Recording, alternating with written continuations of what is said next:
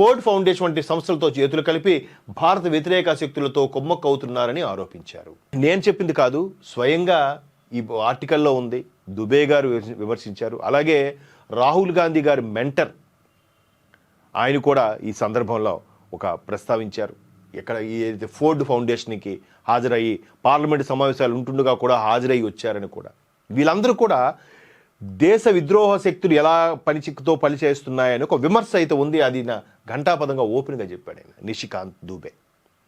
దాని మీద కొన్ని సాక్ష్యాలు కూడా ఉన్నాయి.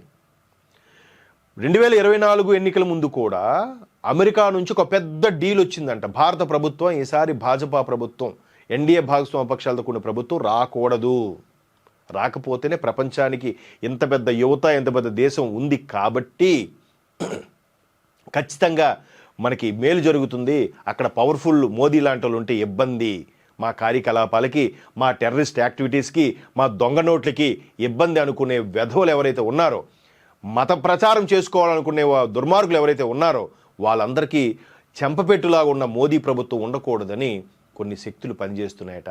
ఆ శక్తులతో ఈయన తరచూ వెళ్తున్నాడు అనేది దుబే గారి యొక్క సారాంశం. క్లియర్గా ఇచ్చారు చూడండి.